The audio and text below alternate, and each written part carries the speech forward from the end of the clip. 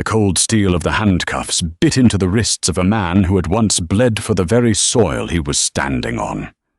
To Officer Smith Collins, the quiet black man in the faded field jacket was just a trespasser, a criminal casing the perimeter of Fort Reynolds.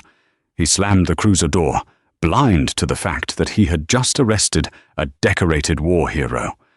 By the time the truth surfaced, a career would be shattered, and a city would be brought to its knees. The morning of November 9th hung heavy over the Virginia foothills, draped in a thick, slate-grey fog that seemed to swallow the towering pines surrounding Fort Reynolds. It was a Tuesday, the kind of biting, damp morning where the cold seeped straight through bone and settled in the joints.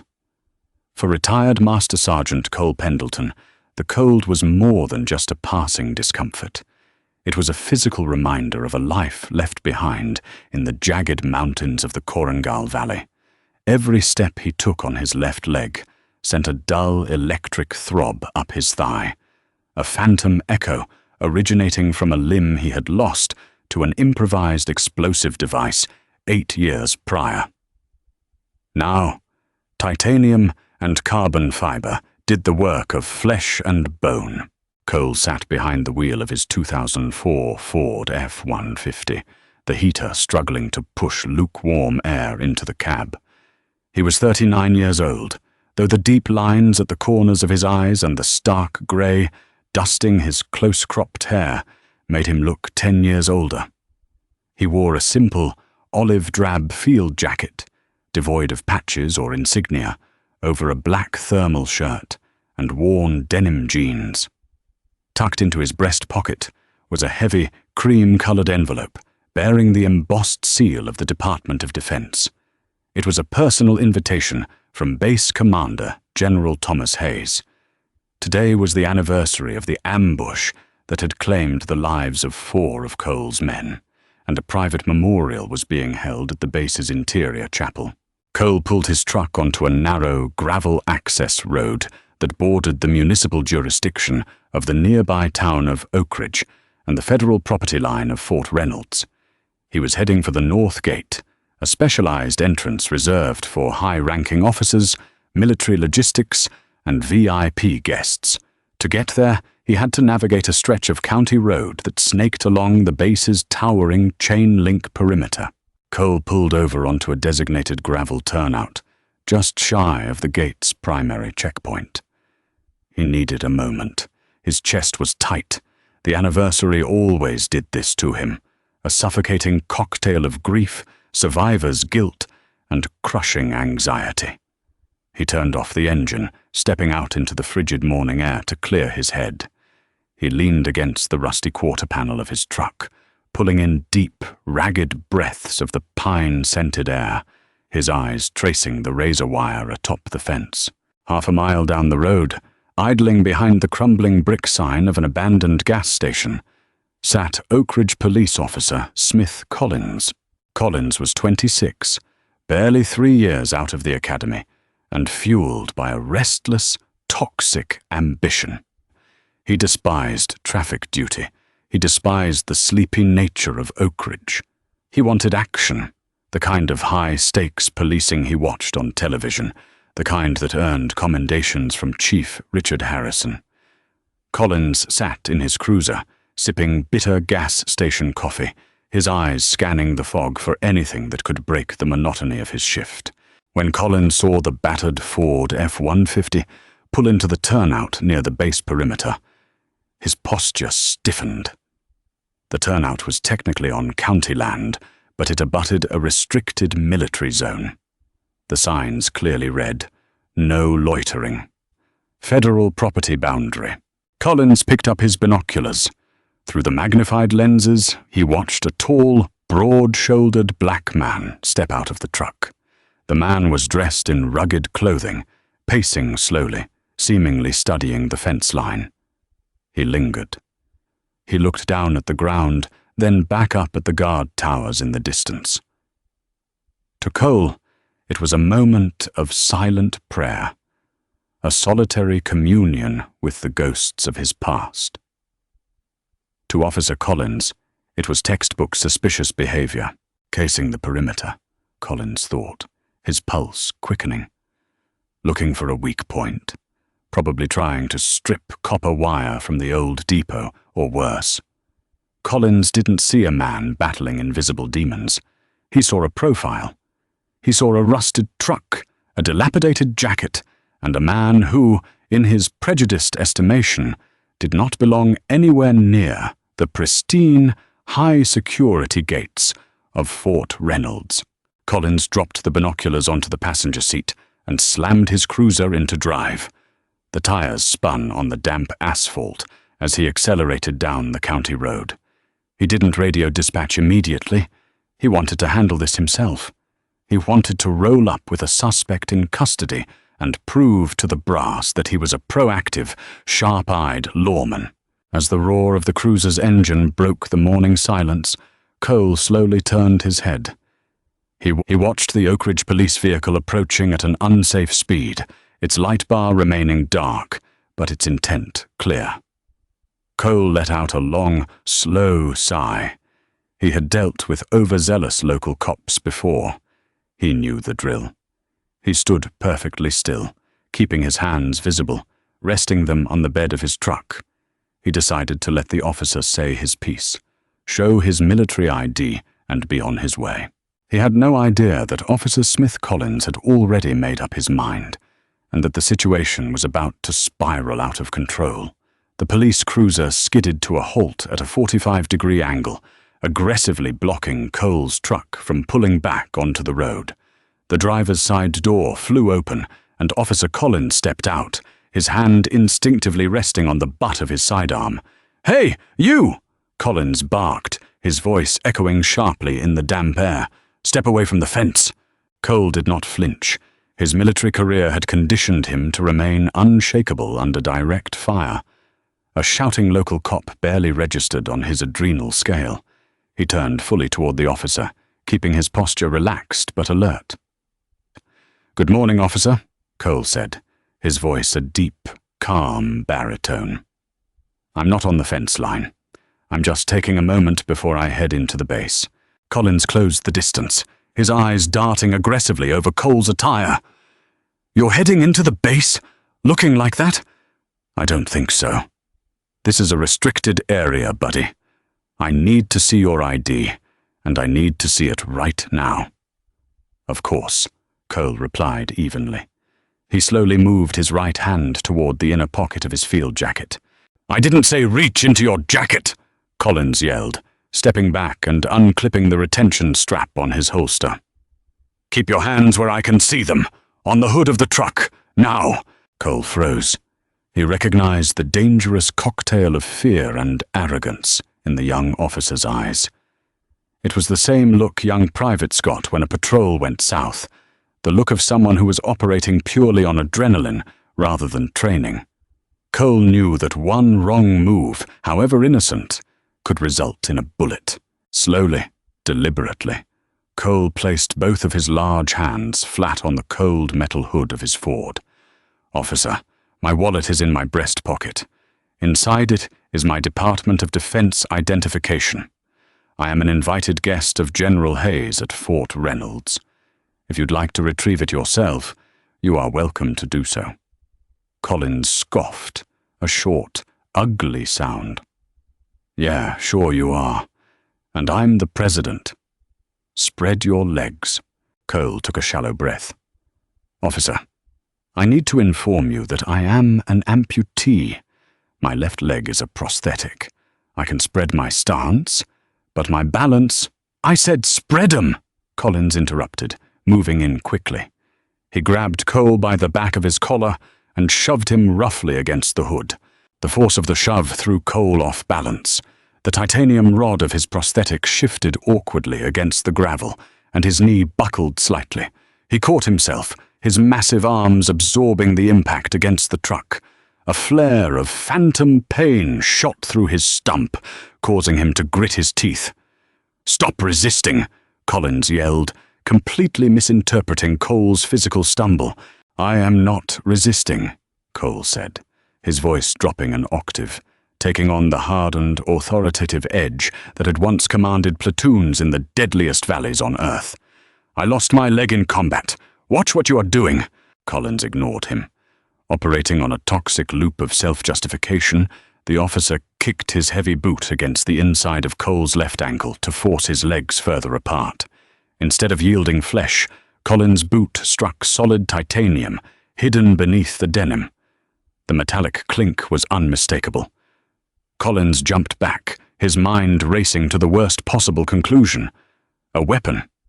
He thought the man had a rifle barrel or a pipe strapped to his leg. "He's got something in his pants," Collins muttered to himself, his panic spiking.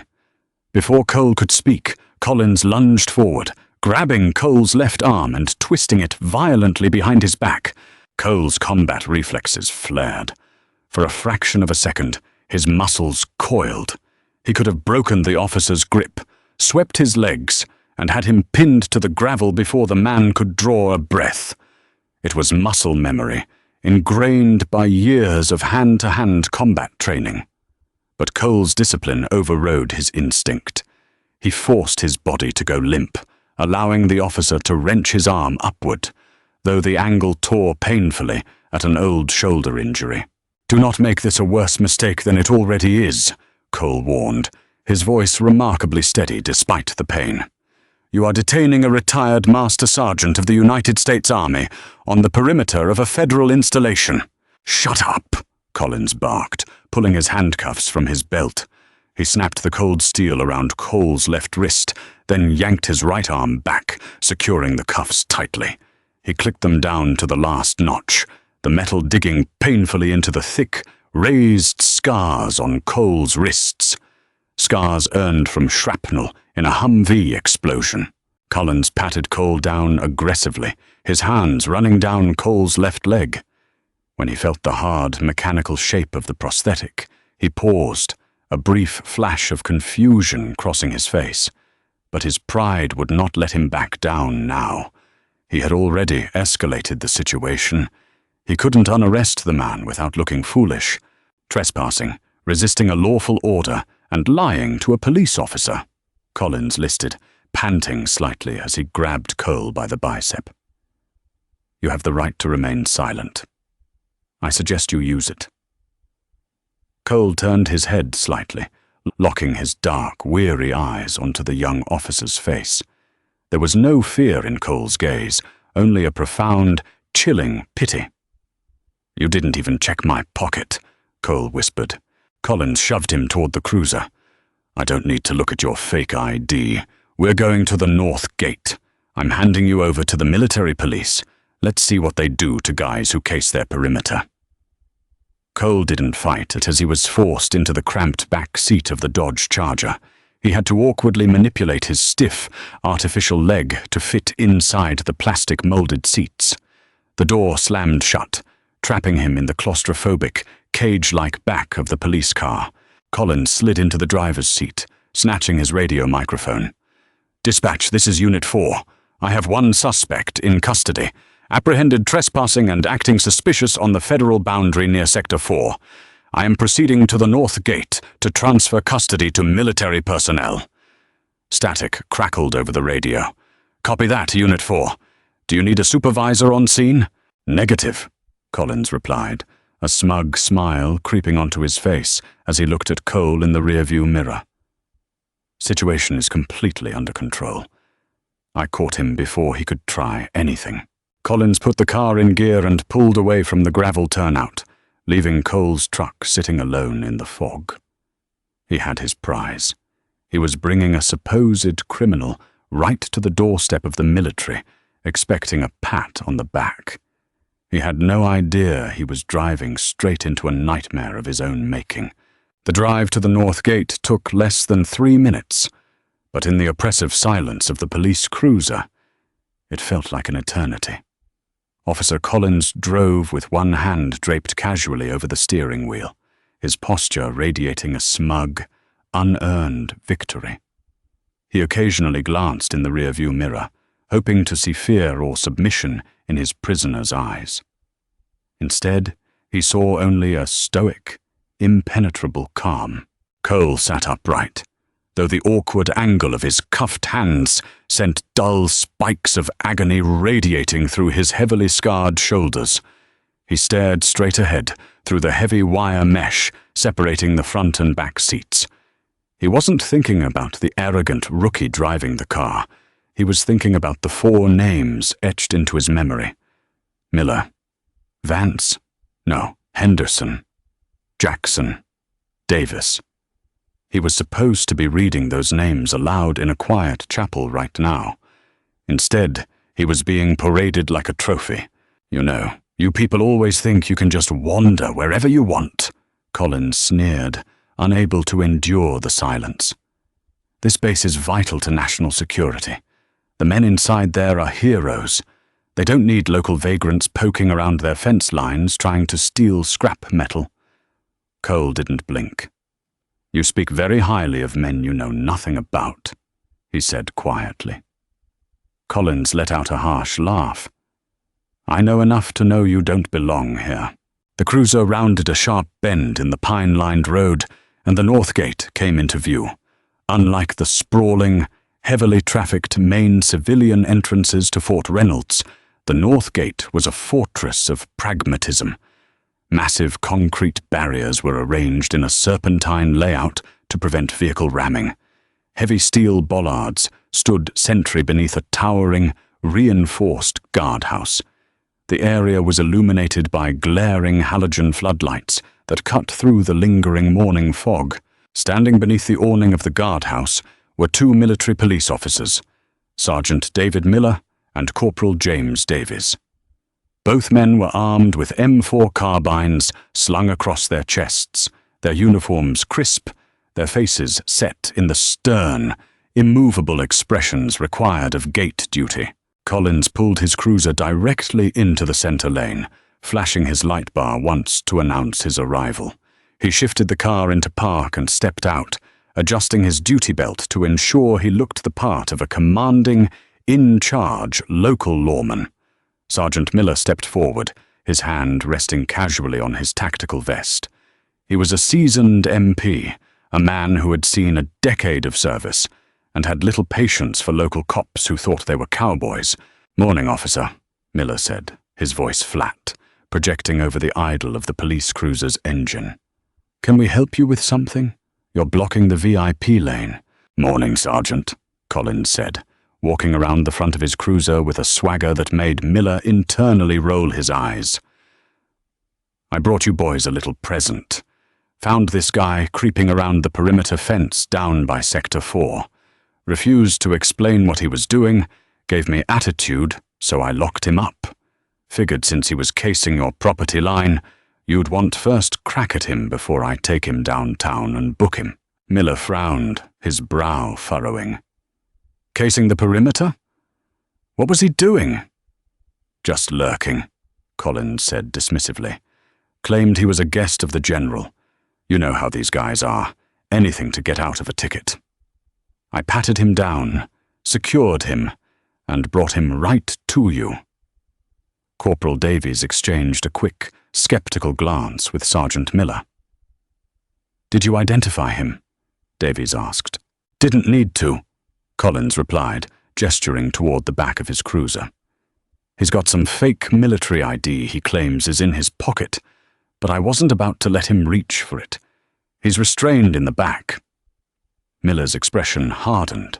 He hated sloppy police work, and everything about this young Oak Ridge cop screamed amateur. You detained a man without checking his identification, and you brought him onto a federal installation. I caught him on the boundary, Collins defended, his smile faltering slightly under the MP's stern gaze. I'm trying to do you guys a favor here. Let's see him, Miller said abruptly. Collins turned, walked to the rear door of the cruiser, and yanked it open. All right, buddy, out you go. Let's show the military what a real trespasser looks like. Cole shifted in the back seat. Because his hands were cuffed behind him, and because of the stiffness of his prosthetic leg, it took him a moment to maneuver his body out of the cramped space. He swung his legs out first, his boots hitting the pavement. Slowly, maintaining his dignity despite the awkwardness of the movement, Cole stood up to his full 6'2" height. The harsh halogen lights of the guardhouse washed over Cole's face, highlighting the deep scars along his jawline and the unmistakable weary posture of a combat veteran. Sergeant Miller took one step forward and then froze. The air in the checkpoint seemed to instantly vanish. The annoyance on Miller's face melted away, replaced by a look of sheer, unadulterated shock. His jaw slacked, and the color drained rapidly from his weathered face. Corporal Davies, standing a few feet behind Miller, dropped his clipboard. It clattered loudly against the asphalt, the sound echoing sharply in the quiet morning.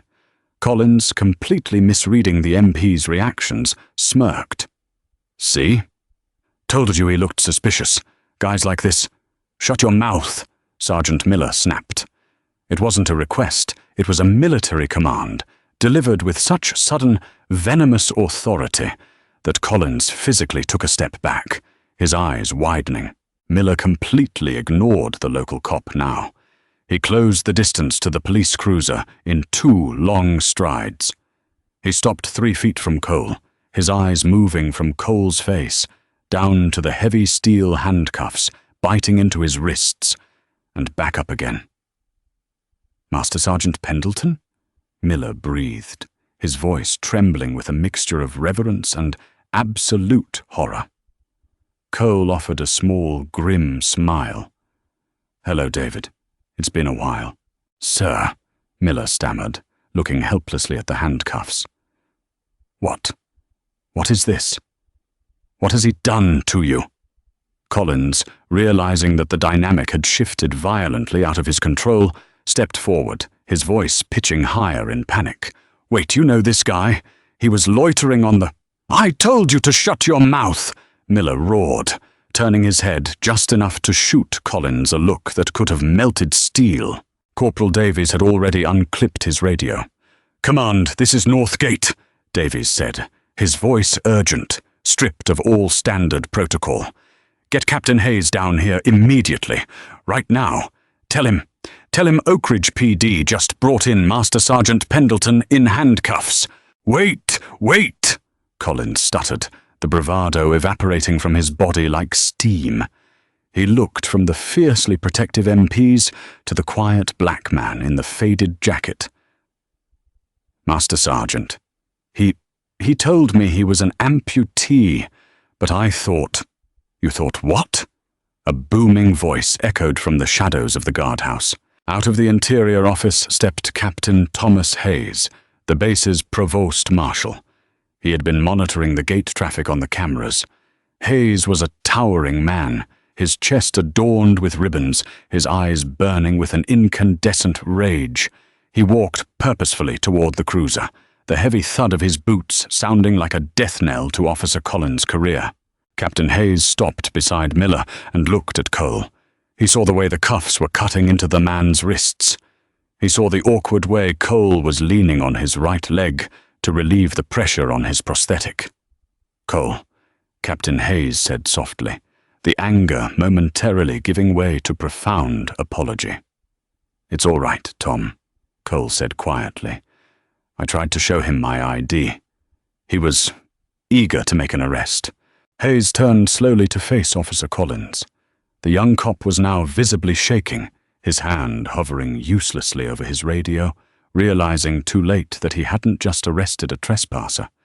He had arrested a ghost, a legend, and one of the most revered men in the United States military. "Uncuff him," Captain Hayes whispered. The tone was so low, so lethal, it made the hair on the back of Collins's neck stand up. I can't," Collins stammered, strictly citing police protocol to hide his terror. "He's technically in my custody, in my jurisdiction." "You're on federal property now, officer," Hayes interrupted, stepping within an inch of Collins's face. The captain's voice was a low, terrifying growl. "You have illegally detained a Silver Star recipient, a man who left part of his body in a desert so you could play cowboy in a patrol car. You will take those cuffs off him this second, or by God, I will have my men arrest you for the assault and kidnapping of a decorated American hero. Choose right now. The silence that followed Captain Donovan's ultimatum was absolute, save for the low, rhythmic hum of the base's backup generators and the distant caw of a crow. Officer Smith Collins stood frozen, the color completely drained from his face, leaving him looking like a terrified child dressed in a uniform too big for him. The arrogant swagger that had propelled him through the morning had evaporated, replaced by a cold, suffocating dread. I... Collins's voice caught in his throat. His eyes darted from Captain Donovan to the furious military police officers and finally rested on the towering, silent figure of Master Sergeant Cole Pendleton. "The keys, officer," Donovan commanded, his voice devoid of any warmth, "before I have Sergeant Miller put you on the concrete and take them from you." With trembling hands that he could no longer control, Collins fumbled at his duty belt. It took him 3 agonizing attempts to unclip his keyring. He stepped forward, his head bowed, not daring to make eye contact with Cole. The metallic click of the handcuffs unlocking sounded deafening in the damp morning air. As the heavy steel cuffs fell away, Cole slowly brought his arms forward.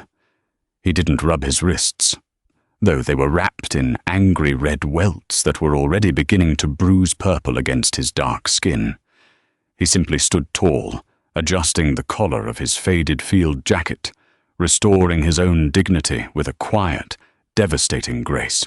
"Sir, we have medical on standby just inside the perimeter," Sergeant Miller said, stepping forward with immediate deference, addressing Cole directly. "Let us get a corpsman to look at your wrists and your shoulder." "Thank you, David, but I'm fine," Cole replied smoothly, his baritone voice steady. "I have an appointment with the general. I'm already running late." Just as the words left his mouth, a sleek, black, government-issued SUV with dark, tinted windows and a small, 2-star flag mounted on the front fender glided into the VIP lane, coming to a smooth halt directly behind Collins's police cruiser. The doors opened, and the atmosphere at the north gate immediately shifted from tense to strictly formal. Out stepped General Thomas Hayes, the base commander of Fort Reynolds. He was a man in his late 50s, with a posture forged from 30 years of command, and eyes that missed absolutely nothing. He wore his Class A uniform, the chest heavy with ribbons, signifying a lifetime of combat and leadership. "Provost Marshal Donovan," General Hayes said, his voice carrying the effortless authority of a man accustomed to absolute obedience. "I was informed there was a situation at the gate involving my guest." Captain Donovan snapped a crisp salute. "Yes, General. Officer Collins of the Oak Ridge Police Department detained Master Sergeant Pendleton on the federal boundary line, sir. He brought him here in restraints." General Hayes stopped in his tracks. He turned his head slowly, his piercing gaze locking on to Smith Collins. Collins felt his stomach drop into his boots. He felt entirely exposed, stripped of whatever minor municipal authority he possessed. "Is this true, Cole?" General Hayes asked, his tone softening only marginally as he looked at his old friend. "It was a misunderstanding of jurisdiction, General," Cole said diplomatically, though the exhaustion in his eyes told the whole story. "The officer believed I was casing the perimeter." "Casing the perimeter," General Hayes repeated, a dangerous edge creeping into his voice. He walked slowly toward Collins, stopping just 2 feet away. The height difference wasn't much, but the general's presence made Collins feel microscopic. "Son," General Hayes began, speaking in a low, dangerously calm register, "do you have any idea who you put in chains today?" "Sir, he was loitering," Collins tried to whisper, but the general cut him off. "You arrested a man who earned the Silver Star in the Korengal Valley. A man who, while bleeding out from a severed limb, laid down suppressing fire so 4 of his wounded men could be medevaced. He left his left leg in the dirt of a foreign country to protect the freedoms you pretend to enforce on your little stretch of highway. Collins swallowed hard, his mouth suddenly tasting like copper. I didn't know, sir. He wasn't in uniform. He just looked like— Like what? General Hayes snapped, closing the final inch between them. Like a criminal? Like someone beneath your respect? Let me be absolutely clear with you, officer. Master Sergeant Pendleton has security clearances that make your police chief look like a mall cop. He has a standing, open invitation to walk any inch of this base at any time of day or night. And you assaulted him on my perimeter. General Hayes turned to Captain Donovan. Captain, I want the dashcam footage from this cruiser subpoenaed immediately. I want the Oak Ridge police chief on my secure line in 10 minutes, and I want this officer off federal property. Donovan nodded sharply. Yes, General. General Hayes turned back to Cole, the fierce anger melting into a look of profound sorrow. I am so sorry, Cole. This is not the welcome you deserved today of all days.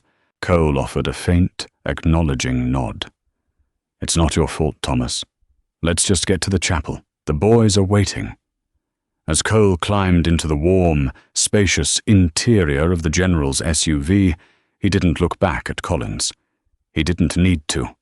The young officer was standing utterly alone on the cold asphalt, watching his career and his misplaced pride crumble into dust under the glaring floodlights of Fort Reynolds. The interior of the Fort Reynolds Base Chapel was bathed in the soft, fractured light of stained glass. It smelled of polished oak, old paper, and the faint, lingering scent of beeswax candles. Unlike the sprawling, heavily populated memorial services held on Memorial Day, this gathering was strictly private, a closed-door communion meant only for the survivors of Echo Company and their families. Cole sat in the front pew, his massive frame perfectly still. The ambient heat of the chapel had finally seeped into his bones, soothing the dull ache in his shoulder where Collins had wrenched it. But the phantom pain in his left leg remained a steady, throbbing companion. General Hayes sat respectfully to his right, while a dozen other veterans from his old platoon occupied the pews behind them. At the front of the chapel, resting on the raised altar, were 4 empty, wooden folding chairs. Propped against each chair was a framed photograph, a set of dog tags, and a pair of highly polished combat boots. Specialist Kyle Henderson, Private First Class Michael Jackson, Sergeant William Davis, Corporal Robert Miller. These were the men who didn't make it to the medevac chopper in time. The men whose lives had bled out into the unforgiving Afghan dust while Cole fired his M249 squad automatic weapon with one hand, his other attempting to fashion a tourniquet around what was left of his own leg. Chaplain John Matthews stood at the pulpit, delivering a quiet, poignant homily about sacrifice and the heavy, invisible burdens carried by those who return home. But Cole only half heard the words. His mind was drifting back to the cold, foggy perimeter fence where Officer Collins had accosted him. The young cop had accused him of casing the base. He had accused him of looking for a weak point to exploit. The irony was physically painful. Cole hadn't been looking for a way in. He had been looking backward in time. The exact spot on the county road where he had parked his rusted Ford F-150 was not arbitrary. 10 years ago, before the base expanded its modern perimeter and erected the new security towers, that small patch of gravel had been the site of an old off-base dive bar called the Rusty Anchor. It was the very last place Echo Company had gathered to drink cold beer, tell terrible jokes, and make empty promises of invincibility the night before they deployed to Afghanistan. The bar had been torn down years ago, paved over and fenced off by the Department of Defense. But Cole knew the coordinates by heart.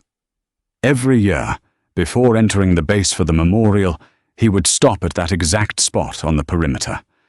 He would stand by the fence, close his eyes, and remember the sound of Specialist Henderson laughing, the way Sergeant Davis always complained about his boots, and the pure, unadulterated brotherhood they shared in those final, innocent hours. When Officer Collins had dragged him off the truck and slammed him against the hood, Cole's left hand had been reaching into his pocket, not just for his ID, but for a heavy, bronze challenge coin, a unit coin he intended to press into the dirt by the fence line, a private tribute to the ghosts of the Rusty Anchor. "Master Sergeant Pendleton," the chaplain's voice gently cut through Cole's reverie. "Would you care to say a few words?" Cole took a deep breath, grounding himself in the present.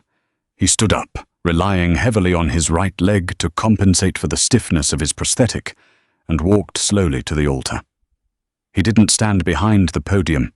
Instead, he stepped down to the level of the 4 empty chairs, turning to face the small congregation of his brothers in arms. He looked at the weary faces in the pews.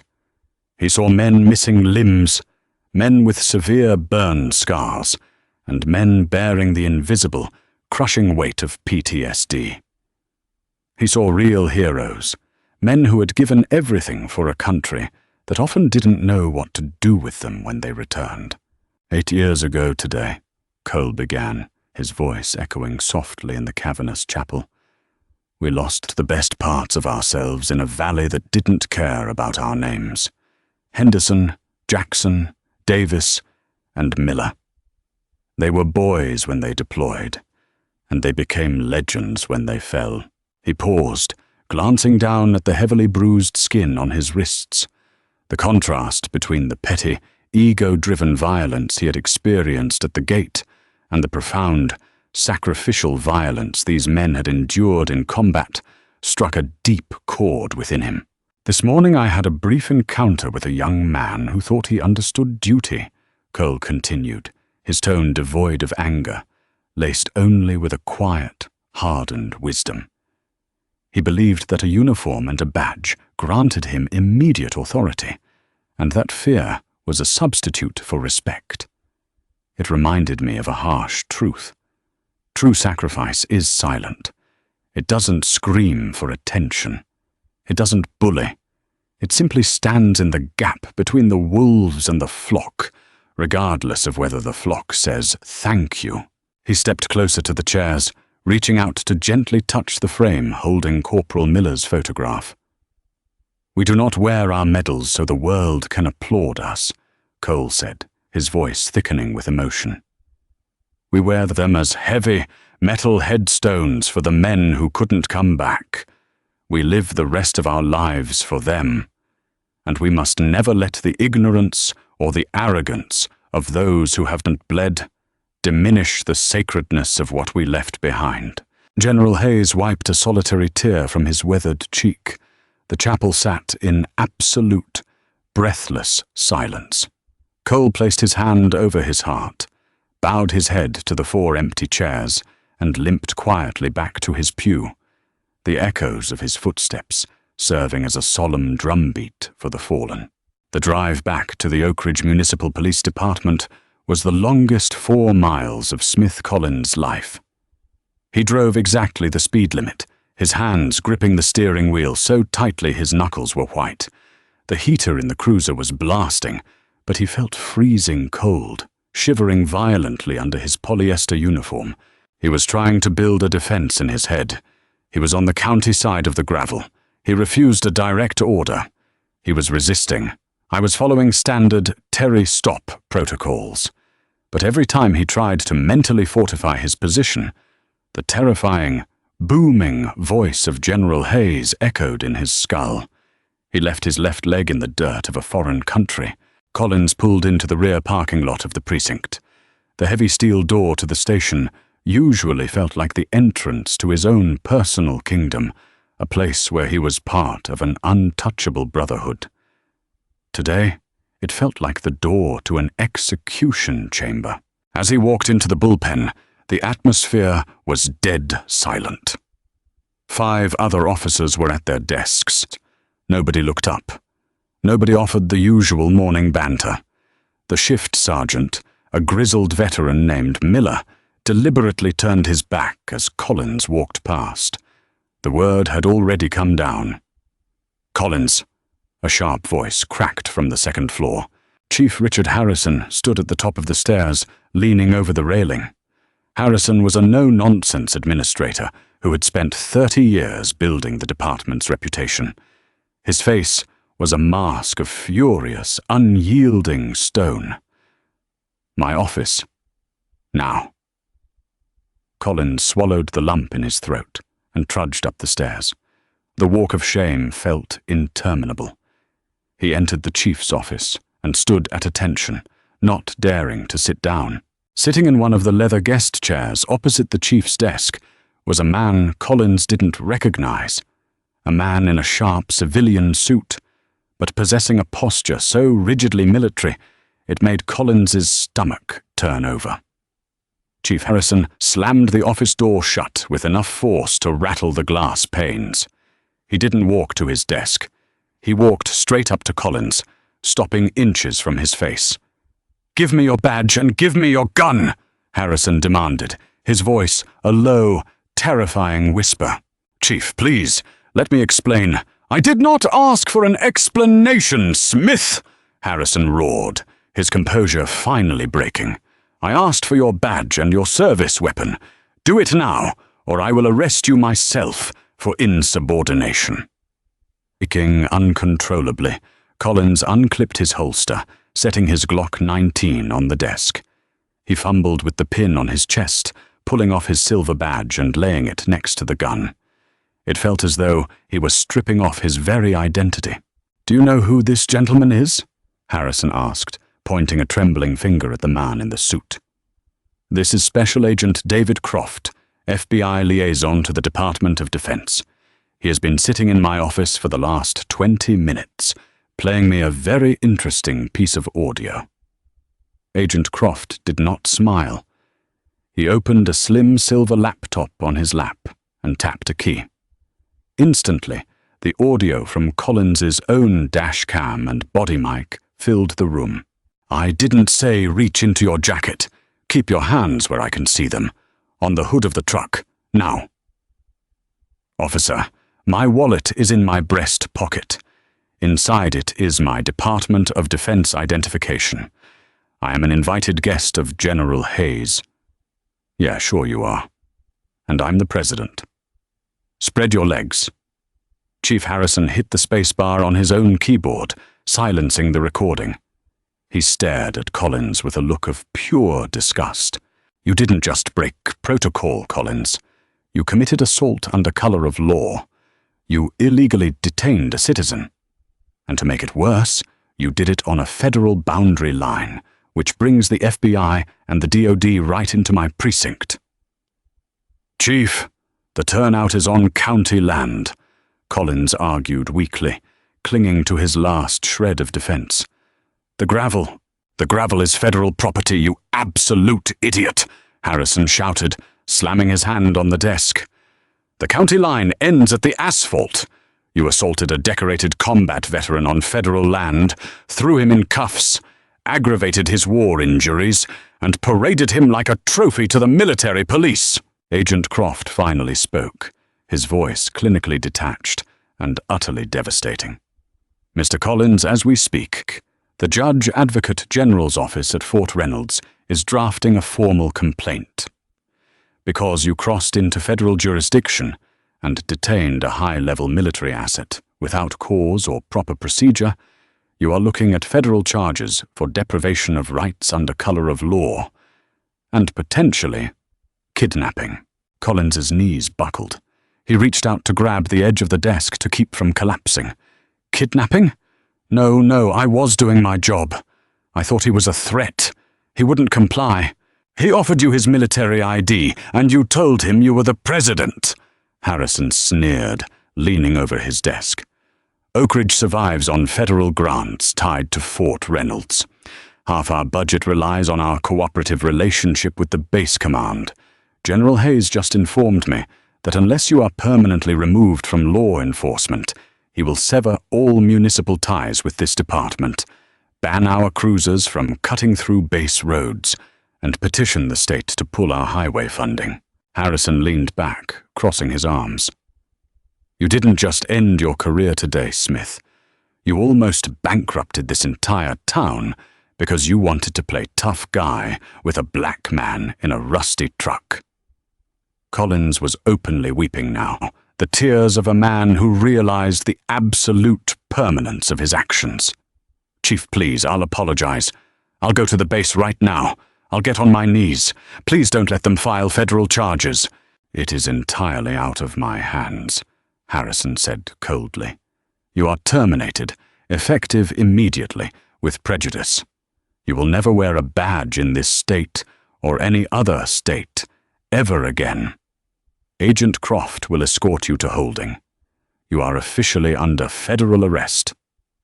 Agent Croft stood up, pulling a pair of heavy steel handcuffs from his belt.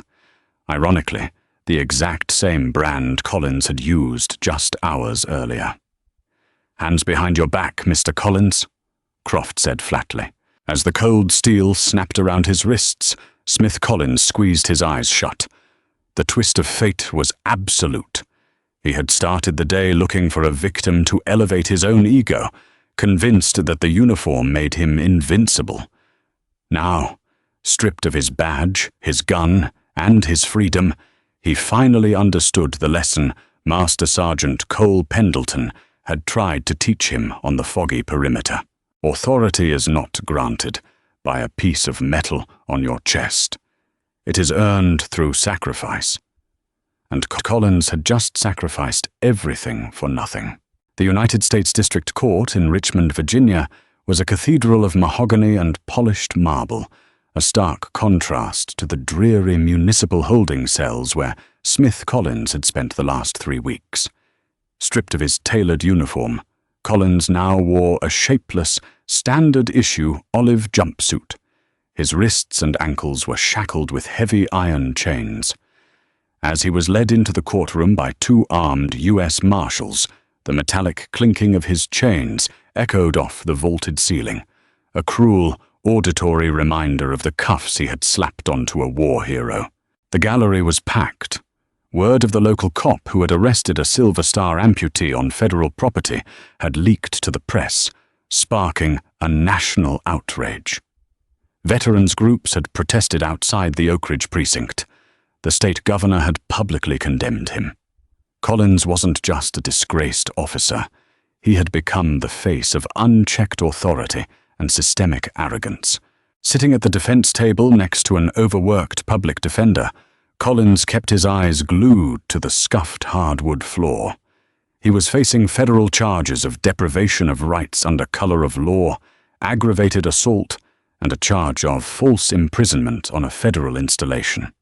The prosecution, backed by the full weight of the Department of Defense, was pushing for a 10-year mandatory sentence in a federal penitentiary.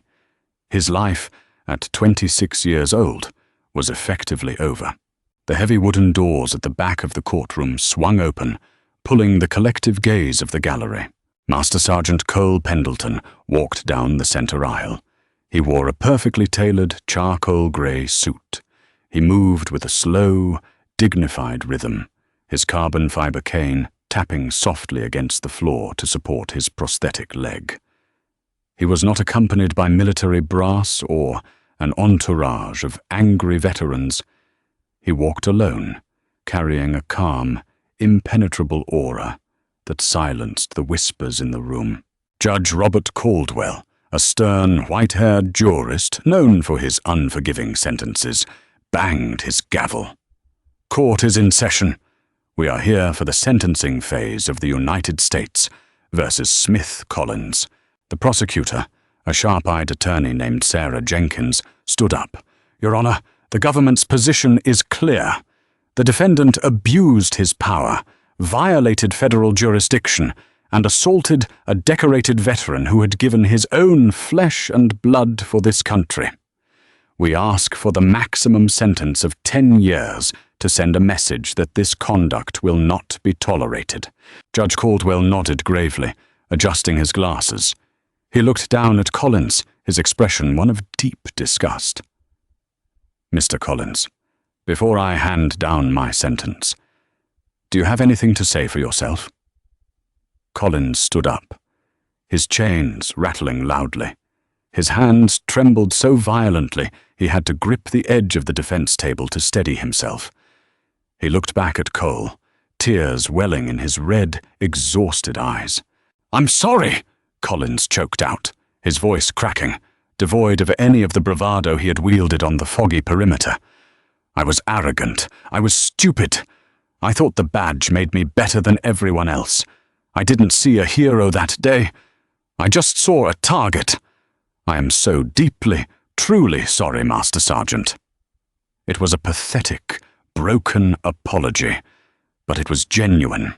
The courtroom remained completely silent. "Your Honor?" Cole's deep, steady baritone cut through the heavy air. He stood up from the front row of the gallery. "If it pleases the court, as the victim in this case, I would like to submit a statement." Judge Caldwell's expression softened immediately. "Of course, Master Sergeant Pendleton. You have the floor." Cole stepped toward the wooden railing that separated the gallery from the well of the court. He looked directly at Collins. There was no hatred in Cole's eyes, nor was there any triumph. There was only a profound, heavy wisdom. "Your Honor," Cole began, his voice echoing clearly. "When I was lying in the dirt of the Korangal Valley, bleeding from a leg that was no longer there, I didn't fight to survive so I could come home and put another young man in a cage. I have seen enough destroyed lives. I have seen enough young men broken by systems they do not understand." A murmur rippled through the gallery. The prosecutor frowned in confusion. "Mr. Collins committed a grievous error," Cole continued, leaning slightly on his cane. "He acted with malice, prejudice, and breathtaking ignorance. If you send him to a federal penitentiary for 10 years, he will not learn respect. He will only learn resentment. He will spend a decade surrounded by hardened criminals, and he will emerge a bitter, broken man. That does not serve justice. That only adds another casualty to a very long list." Judge Caldwell leaned forward, resting his chin on his hands. "What are you proposing, Master Sergeant?" Cole reached into his suit pocket and pulled out a heavy, cream-colored document. "I have spoken with the Judge Advocate General and Base Commander General Hayes. We have agreed to drop the federal false imprisonment charge, provided the court accepts an alternative sentence for the remaining misdemeanor assault and deprivation of rights." The twist hit the courtroom like a physical shockwave. Collins gasped, his knees buckling slightly, saved only by the grip of his attorney. "I am proposing a lifetime ban from law enforcement, at any level, anywhere in the United States," Cole stated, his tone firm, "coupled with 5 years of supervised probation.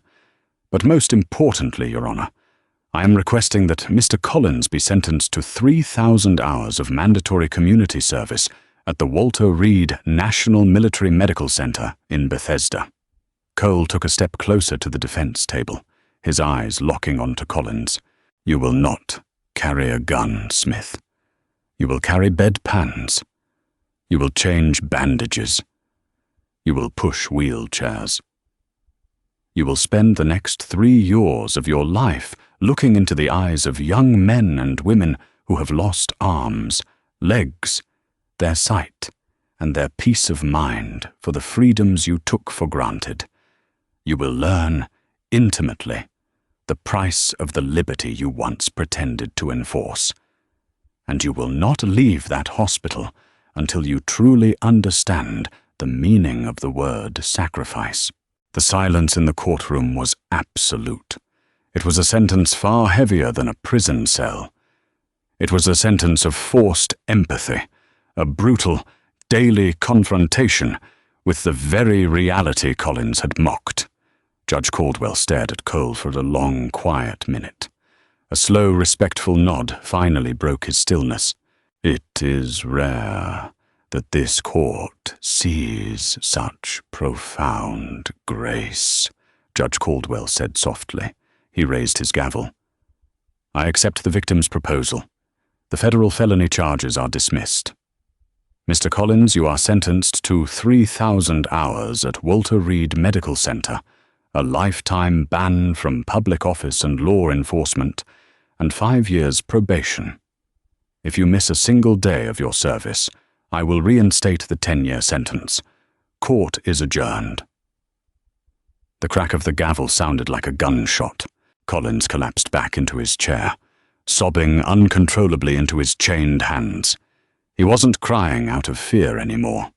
He was crying because he had just been handed his life back by a man he had treated as less than human. As the courtroom cleared, Cole turned and walked slowly down the center aisle. He didn't wait for Collins to thank him. He didn't need validation. His duty was done. 3 days later, as the dawn fog once again blanketed the foothills of Virginia, a rusted 2004 Ford F-150 pulled onto a gravel turnout bordering the chain-link fence of Fort Reynolds. Cole stepped out, zipping up his faded field jacket against the biting cold. He limped slowly toward the perimeter line. He reached into his pocket, pulling out a heavy bronze challenge coin bearing the insignia of Echo Company. He knelt down with great effort, pressing the coin deep into the damp, cold earth, right where the rusty anchor used to be. He stood up, resting his hand on the cold chain-link fence, and smiled. For the first time in 8 years, the heavy, suffocating weight on his chest had lifted. Justice had not been found in retribution, but in redemption. And out there in the fog, the ghosts of his brothers were finally at peace. If this story of humility, justice, and the true meaning of sacrifice moved you, please hit that like button and share this video with your friends and family to spread its powerful message. We often forget the heavy burdens carried by our veterans, and stories like Cole's remind us of the quiet dignity of true heroes. Don't forget to subscribe to the channel and ring the notification bell so you never miss out on our gripping, real-life inspired stories. Drop a comment below. What would you have done in Cole's shoes? Thank you for watching.